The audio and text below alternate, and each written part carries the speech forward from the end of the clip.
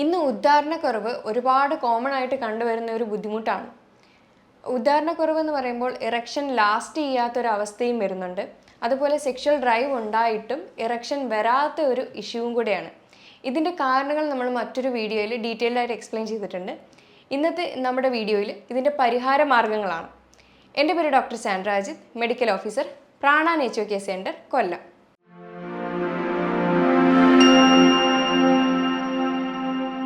ഇന്ന് ഒരുപാട് പുരുഷന്മാർ ഒരേപോലെ അനുഭവിക്കുന്ന ഒരു ബുദ്ധിമുട്ടാണ് ഉദ്ധാരണ പ്രശ്നം. അപ്പോൾ ആളുകൾ ഇന്ന് അത് ഒരുപാട് പുറത്ത് പറയാണ്ട് അത് ഒരുപാട് നാളിങ്ങനെ കൊണ്ട് നടന്ന് അത് ഫാമിലി ലൈഫിനെ തന്നെ ബാധിക്കുന്നുണ്ട്, ഡിപ്രഷൻ ആവുന്നുണ്ട്, സെൽഫ് എസ്റ്റീമിനെ തന്നെ അത് ബാധിക്കുന്നുണ്ട്. അങ്ങനെ അതിൻ്റെ റൂട്ട് കോസ് എന്താണെന്ന് കണ്ടുപിടിക്കാതെ കുറേ നാൾ കഴിയുമ്പോഴത്തേക്കും അങ്ങനെ പല പ്രശ്നങ്ങളിലേക്കും മാറുന്നുണ്ട്. അപ്പോൾ അതിന് പല കാരണങ്ങളാണുള്ളത്. ഒന്നെങ്കിൽ അത് ഫിസിയോളജിക്കൽ റീസൺ, അല്ലെങ്കിൽ അത് സൈക്കോളജിക്കൽ റീസൺ ആണ്. ഫിസിയോളജിക്കൽ റീസൺ എന്ന് പറയുന്നത് പല അസുഖങ്ങളുടെ ഭാഗമായിട്ട് വരുന്നത്, പ്രധാനമായിട്ടും ഷുഗർ, കൊളസ്ട്രോള്, പ്രഷർ, അങ്ങനെയുള്ള അസുഖങ്ങൾ, അല്ലെങ്കിൽ തൈറോയിഡ്, ഇതൊക്കെ കാരണം ഉദ്ധാരണ സംബന്ധമായ പ്രശ്നം ഉണ്ടാവാം. അല്ലെങ്കിൽ നെർവ്സിന് എന്തെങ്കിലും ഡാമേജ് സംഭവിക്കുമ്പോഴോ അല്ലെങ്കിൽ എന്തെങ്കിലും തരത്തിലുള്ള പോഷകക്കുറവ് മൂലമോ ഒക്കെയാണ് പ്രധാനമായിട്ടും ഉദ്ധാരണ പ്രശ്നം ഉണ്ടാവുന്നത്. രക്തക്കുഴലുകൾ വികസിപ്പിച്ച് അവിടെ എറക്ഷൻ പെട്ടെന്നാക്കുന്ന ഒരു ഘടകമാണ് നൈട്രിക് ഓക്സൈഡ്. ഇത് ഓരോ ധമനികളുടെ അകത്തുള്ള എൻഡോത്തീലിയം എന്ന് പറയുന്ന ഒരു ലെയറിൽ നിന്ന് ആണ് പ്രൊഡ്യൂസ് ചെയ്യുന്നത്. അപ്പോൾ ഈ ഒരു എൻഡോത്തീലിയം എന്ന് പറയുന്ന ലെയർ അവിടെ ഡാമേജ് ആണെങ്കിൽ ഈ പറയുന്ന കാര്യം അവിടെ നടക്കത്തില്ല.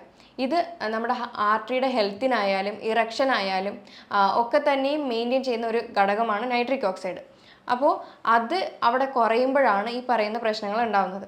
പ്രധാനമായിട്ടും ഷുഗർ ഉള്ള ആളുകൾക്ക് ഈ പറയുന്ന എൻഡോത്തീലിയൽ ഡിസ്ഫങ്ഷൻ, അതായത് ആ ഒരു എൻഡോത്തീലിയൽ ലെയർ അവിടെ ഡാമേജ് ആവുകയും ഈ പറയുന്ന ഉദ്ധാരണ സംബന്ധമായ പ്രശ്നങ്ങൾ വരികയും ചെയ്യും. ചില ഹോർമോൺസ് ആയിട്ടുള്ള LH, FSH, തൈറോയ്ഡ് ഹോർമോൺസും ഇതിന് ഏറ്റവും വലിയൊരു റോളാണുള്ളത്.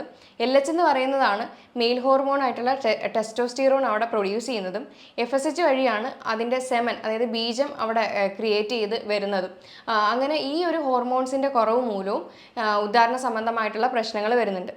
അധികമായിട്ട് സ്മോക്കിംഗ്, ആൽക്കഹോൾ ശീലമുള്ള ആളുകൾക്ക് ഉദ്ധാരണ സംബന്ധമായിട്ടുള്ള പ്രശ്നങ്ങൾ വരുന്നുണ്ട്. അതേപോലെ അധികമായിട്ട് ബോഡി വെയിറ്റ് കൂടിയിട്ടുള്ള അമിതവണ്ണം, പൊണ്ണത്തടിയുള്ള ആളുകൾക്ക് ഇറക്ഷൻ്റെ പ്രശ്നങ്ങൾ വരുന്നുണ്ട്. പിന്നെ ചില മെഡിസിൻ്റെ ഓവർ യൂസ്, അതായത് ചില മെഡിക്കേഷൻസ് ഡോക്ടർ പ്രിസ്ക്രൈബ് ചെയ്യുന്നതല്ലാതെ അതിനപ്പുറം എടുക്കുന്ന ആളുകൾക്ക് ഉദ്ധാരണ സംബന്ധമായിട്ടുള്ള പ്രശ്നങ്ങൾ വരുന്നുണ്ട്. എപ്പോഴും മെഡിസിൻ എടുക്കുമ്പോൾ അതിൻ്റെ ഒരു കോഴ്സിൽ ഡോക്ടർ പ്രിസ്ക്രൈബ് ചെയ്യുന്നതിനനുസരിച്ച് മാത്രം എടുക്കുക, വെറുതെ ഉള്ള മെഡിസിൻ്റെ ഉപയോഗം നിർത്തലാക്കുക. പിന്നെ നെർവ്സിന് എന്തെങ്കിലും ഡാമേജോ കാര്യങ്ങളോ വരികയാണെങ്കിൽ ഉദ്ധാരണ സംബന്ധമായ പ്രശ്നങ്ങൾ വരുന്നുണ്ട്. ഇത്രയാണ് നമ്മൾ ഈ ഫിസിക്കലി പറയുന്ന റീസൺസ്. ഫിസിയോളജിക്കൽ റീസൺസ് അല്ലാതെ സൈക്കോളജിക്കൽ റീസൺസും ഇതിന് പ്രധാനമായിട്ടുള്ള ഒരു കാരണമാണ്. കാരണം ഈ ഒരു ടൈമിൽ ആങ്സൈറ്റി, ടെൻഷനും കാര്യങ്ങളും ഒക്കെ വെച്ചുകൊണ്ട് അതായത് ഉദ്ധാരണം നടക്കുമോ ഇല്ലയോ എന്നുള്ളൊരു തോട്ട് ഉണ്ടെങ്കിൽ ഉറപ്പായിട്ടും അവിടെ ഉദ്ധാരണ ശേഷി കുറവ് തന്നെയായിരിക്കും കാണുന്നത്. കാരണം അത് മൈൻഡ് ബോഡി കണക്ഷൻ എന്ന് പറയുന്നത് അത്രയും വലുതാണ്. അതുകൊണ്ട് സൈക്കോളജിക്കൽ ഫാക്ടേഴ്സ് ഉള്ളവർക്കും ഉദ്ധാരണ ശേഷി കുറയുന്നുണ്ട്. അതുകൊണ്ട് ഇതിൻ്റെ ട്രീറ്റ്മെൻറ്റ്, അതായത് ഇതിൻ്റെ പരിഹാര മാർഗം എന്ന് പറയുന്നത് അതിനനുസരിച്ചായിരിക്കും വർക്കൗട്ട് ആവുക. ഇപ്പോൾ അത് വെയിറ്റ് കൂടിയിട്ടുള്ള പ്രശ്നങ്ങളാണെങ്കിൽ അത് വെയിറ്റിനെ കൺട്രോൾ ചെയ്യുക.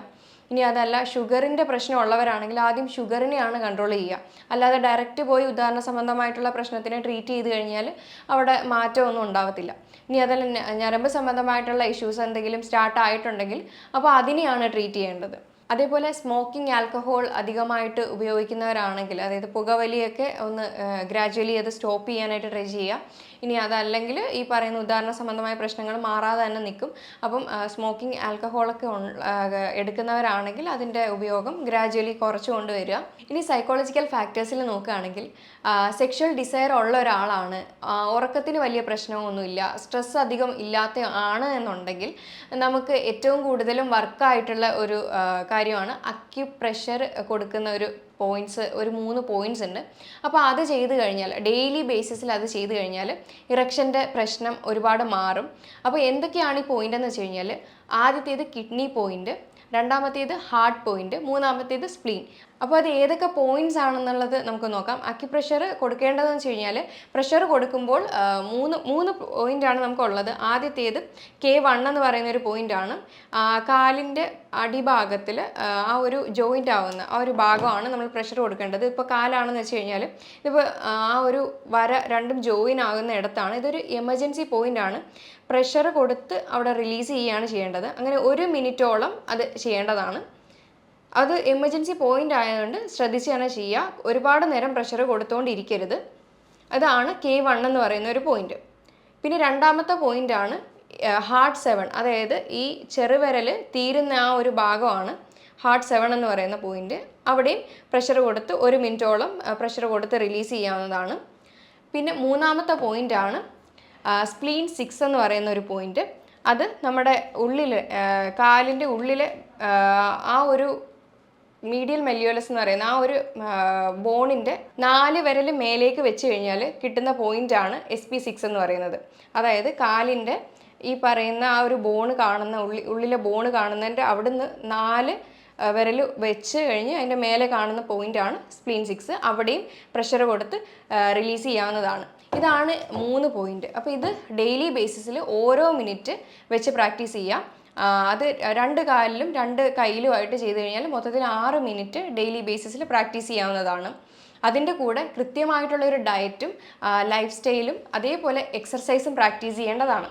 ഇനി ഡയറ്റിൽ നോക്കുമ്പോൾ നമുക്ക് പ്രധാനമായിട്ടും കഴിക്കേണ്ട ഭക്ഷണങ്ങളാണ് ബീട്രൂട്ട്, പിന്നെ അതേപോലെ watermelon, ash God, berries, nuts, seeds, fig, ഇങ്ങനെയുള്ള കാര്യങ്ങളൊക്കെ ധാരാളമായിട്ടും ഭക്ഷണത്തിൽ ഉൾപ്പെടുത്താം. ഡാർക്ക് ചോക്ലേറ്റ്, കഫീന്, ഇതൊക്കെ നൈട്രിക് ഓക്സൈഡിൻ്റെ പ്രൊഡക്ഷൻ അവിടെ കൂട്ടുകയാണ് ചെയ്യുന്നത്. ബ്ലഡ് സർക്കുലേഷൻ കൂടി നമ്മൾ ഈ പറയുന്ന ഇറക്ഷൻ്റെ പ്രശ്നങ്ങളൊക്കെ മാറുന്നതാണ്. അതേപോലെ ആക്റ്റീവായിട്ടിരിക്കാൻ വേണ്ടിയിട്ട് Kegel exercise, pelvic strengthening exercise daily ബേസിസിൽ പ്രാക്ടീസ് ചെയ്യാവുന്നതാണ്.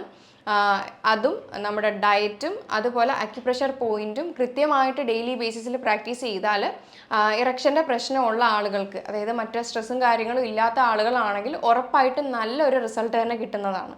മറ്റ് സൈക്കോളജിക്കൽ ഫാക്ടേഴ്സ്, അതായത് ഫാമിലി ഇഷ്യൂസോ അല്ലെങ്കിൽ വൈഫുമായിട്ട് മറ്റ് വേറെ എന്തെങ്കിലും ബുദ്ധിമുട്ടുകളോ ഉണ്ടെങ്കിൽ അവരെയും കൂട്ടിയിട്ട് ഒരു കൗൺസിലിംഗ് എടുക്കുന്നതും നന്നായിട്ട് ഇതിനെ ഹെൽപ്പ് ചെയ്യുന്നതാണ്.